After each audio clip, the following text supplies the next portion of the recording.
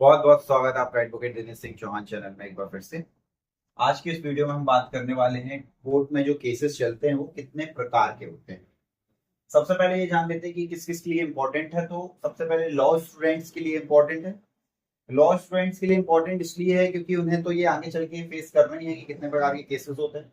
Normal people को इसलिए जानकारी इसलिए आवश्यक है क्योंकि नॉर्मल पीपल को ये लगता है कि कोर्ट में गया हुआ कोई भी केस जो होता है वो सब एक ही प्रकृति के होते हैं। हम कहीं एफआईआर करने जा रहे हैं तो वो किस टाइप के केस पे है, किस प्रकार का मामला है, ये सारी चीज के लिए नॉर्मल पीपल भी होते हैं। गवर्नमेंट एम्प्लॉय के लिए इसलिए बस कि अगर उसके ऊपर मान लो भविष्य में कोई केस हो जाता है, गवर्नमेंट एम्प्लॉय के साथ दो तीन केसेस होते हैं, यदि मारपीट के केस हो गए या उसके ऊपर कोई हैवी केसेस हो गया या तो फिर रिश्वत का केस हो गया, तो उनको ये पता होना चाहिए कि आखिर केस जो ऊपर हमारे ऊपर हुआ वो किस प्रकृति का है। वीडियो को आगे बढ़ाते हैं। सबसे पहले हम बात करते हैं केस के प्रकार में। तो एक चीज याद रखिएगा, ऑल ओवर इंडिया में सिर्फ दो ही प्रकार के केस बनाए गए।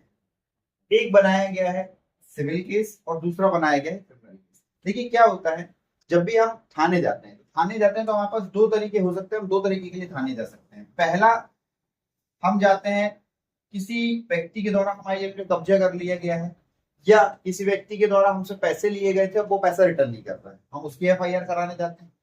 फिर दूसरा हम जाते हैं, या तो किसी व्यक्ति ने हमको मारपीट कर दी या किसी व्यक्ति ने हमारे घर में चोरी कर ली, किसी व्यक्ति ने हमारे साथ ऐसा कोई अपराध कर दिया जिससे हमें क्षति हुई है, शारीरिक क्षति पहुंची है, किसी व्यक्ति ने छेड़छाड़ का कोई मामला कर दिया, तो या तो फिर हम दूसरे प्रकार इस टाइप की एफआईआर लिखाने जाएंगे।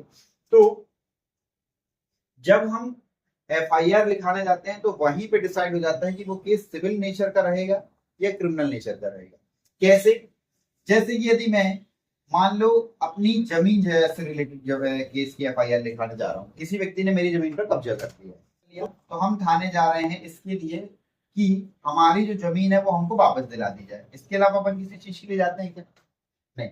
सबसे मेन मोटो होता है हमारे लिए कि भैया उन्होंने हमारी जमीन पे कब्जा कर लिया, हमारी जमीन हमें वापस खाली करा के दे दी जाए।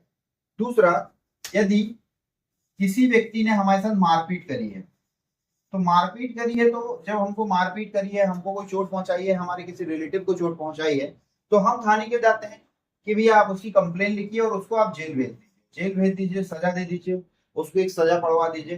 तो यहाँ पे आप देखिए दोनों एफआईआर में हम दोनों कंडीशन में हम जा तो थाने ही रहे हैं, जा हम थाने ही रहे हैं, लेकिन थाने जाके हम उनसे एक बार पहली कंडीशन में ये बोल रहे हैं कि भैया यहाँ पे हमारी आप जमीन दिला दो, और दूसरी कंडीशन में बोल रहे हैं कि आप इसे पकड़ के मारो या इसे पकड़ के जेल में डाल दो। तो बस यही से डेफिनेशन हम बनाएंगे जो कि बहुत आसानी से हमको समझ में आएगी। डेफिनेशन बहुत आसान है, 95% मामलों में ये डेफिनेशन फिट बैठेगी। 5% एक्सेप्शन मामले हैं जिसके लिए आपको डीप एनालिसिस करना पड़ेगा, बट 95% जो अपन परिभाषा पढ़ रहे हैं इन 95% केसेस में क्लियर हो जाए। सिविल मामले, सिविल मामले ऐसे मामले जिसपे हम मांगते हैं रिलीफ, जिसपे हम मांगते हैं रिलीफ। रिलीफ मतलब होता है हमें बचाव चाहिए है या सहायता चाहिए, सिर्फ वित्तीय सहायता चाहिए, इस टाइप की ये होता है। और दूसरा मामला होते हैं क्रिमिनल, बहुत आसानी से आप इसे समझ सकते हो। इसमें हम ना रिलीफ मांगते हैं ना हम बचाव मांगते हैं, हम ये बोलते हैं कि सामने वाले व्यक्ति को उठा के आप जेल में भेज दो। जेल में भेज दो मतलब सजा दे दो। हैवी मामले हैं तो आप बोलते हो उसे फांसी की सजा दे दो, नॉर्मल मामले हैं तो आप उसे बोलते हैं कि जेल में डाल दो, उसे जेल की सजा दे दो। तो जिस एफआईआर को हम जेल में कराने जा रहे हैं, सॉरी थाने में जब हम एफआईआर कराने जा रहे हैं और हमारा प्रतिकर जो हम चाहते हैं वो ये चाहते हैं कि व्यक्ति को सजा पड़े, तो वो मामले क्रिमिनल में चले जाएंगे। जैसे मारपीट के मामले, चोरी के मामले, मारपीट के मामले हो गए, चोरी के मामले हो गए, एक्सीडेंट के मामले हो गए, गाड़ी में यदि किसी ने एक्सीडेंट कर दिया तो हम बोलते भैया उसको पकड़ लो।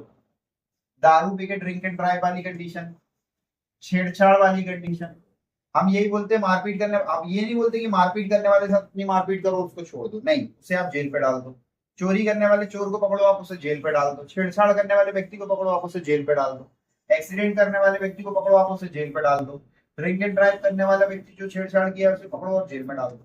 तो जब भी जेल की बात आएगी तो वो क्रिमिनल केसेस में किरमन केस कह रहा है। दूसरी बात करें दीवानी मामले की, तो दीवानी मामले में हम रिलीफ बचाव सहायता मांग रहे हैं, जैसे कि जमीन जायदाद के मामले,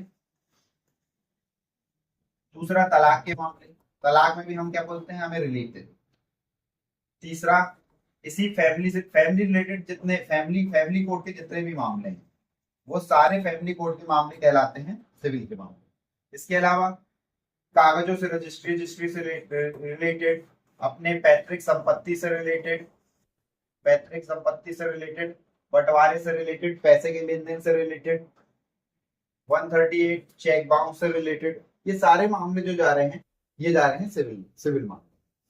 कुछ यहाँ पे मैं आपको अलग अलग करने की बात करूं तो जो सिविल मामले होते हैं उसमें हम मुआवजा कंपनसेशन मांगते हैं, रिलीफ मांगते हैं और राइट्स अपने अधिकार की पुष्टि मांगते हैं। और जो क्रिमिनल मामले होते हैं हम सीधे सीधे उसमें सजा मांगते हैं। जैसे ये पहला मामला, यदि मैं इस फोटो को दिखाऊं और आपसे बोलूं ये क्या है, तो आप ये बता दोगे क्रिमिनल केस है। कैसे पता क्रिमिनल केस है? क्योंकि इसमें मारपीट हो रही है। आप ये व्यक्ति यदि थाने जाता है तो यही बोलेगा कि इस तीनों को पकड़ के और इसे ये जितने लोग हैं इन्हें जेल में डाल दो। दूसरा है ये इनकी जमीन हड़प ली गई है, तो ये किस टाइप का मामला है? तो ये थाने जाएंगे तो क्या बोलेंगे कि भैया हमारी जमीन है वापस दिला दो। दैट मीन्स कि ये सिविल नेचर का मामला है। तीसरे में एक व्यक्ति ने किसी व्यक्ति को गोली मार दी, अब गोली जिसको लगी है अगर वो जिंदा बचा है या नहीं बचा तो उसके परिवार वो थाने जाके क्या बोलेंगे, इस व्यक्ति को जिसने गोली मारी है इसको पकड़ के जेल में डाल दो। तो ये क्रिमिनल केस हो गया, आसानी समझ गए। ये सिविल केस हो गया, ये भी हम समझ गए। ये भी क्रिमिनल केस हो गया, आसानी से हमें समझ में आ रहा है। इसके बाद हम बात करते हैं ड्यूल नेचर के केसेस के बारे में। ड्यूल नेचर के केसेस के बारे में मतलब कैसे? जो एक ही केस पे हमें दोनों चीज प्रोवाइड कराता है। जैसे 138 चेक बाउंस का मामला। 138 चेक बाउंस वाले मामले में क्या होता है कि हमें पैसा भी चाहिए होता है और उस व्यक्ति को सजा भी दिलानी। एक्सीडेंटल मामले में क्या होता है, हमें पैसा भी चाहिए होता है मुआवजे के रूप में और उस व्यक्ति को जिसने गाड़ी चढ़ाई है या गाड़ी में टक्कर मारी है उसे सजा भी दिलाना होता है। तीसरा, जैसे यहाँ पे दिया हुआ है सरकारी जमीन पे दबंगों ने किया कब्जा। इस पे क्या है, सरकारी जमीन में दबंगों ने किया कब्जा, तो इस पे क्या हो रहा है, एक केस लगेगा सिविल का जिससे ये जमीन खाली की जाएगी। दूसरा केस लगेगा क्रिमिनल जिससे इन दबंगों को जेल भेजा जाएगा। मतलब यदि कोई व्यक्ति आपके पर आपकी जमीन पर कब्जा कर लिया तो आप उससे दो चीज मांगोगे। पहला तो आप उससे जमीन मांगोगे और दूसरा बोलोगे भैया उसे जेल में भी डालो क्योंकि उसने हमारे साथ परेशानी हमको की है। तो ये होते हैं ड्यूल नेचर के मामले जिसपे हम सजा और मुआवजा दोनों मांगते हैं। ये 4-5% एक्सेप्शन होते हैं। इसी टाइप के और लीगल वीडियो हम डेली ला रहे हैं। यदि चैनल में आप नए हैं तो चैनल को सब्सक्राइब करके रख लीजिए क्योंकि ये सब इंपॉर्टेंट वीडियो में आज नहीं कल आपके काम जरूर आएंगे। केस को कैसे निकालना है, कैसे पुट करना है, बेल कैसे पुट करना है, सुपुर्दनामा कैसे पुट करना है, किसी व्यक्ति के साथ कंप्रोमाइज कैसे करना है, सारे वीडियो मैं कंटिन्यू लाइन से लाता रहूंगा। वीडियो अच्छा लगता है तो लाइक शेयर जरूर करिए। मिलते हैं हमारे नेक्स्ट वीडियो में, तब तक के लिए जय।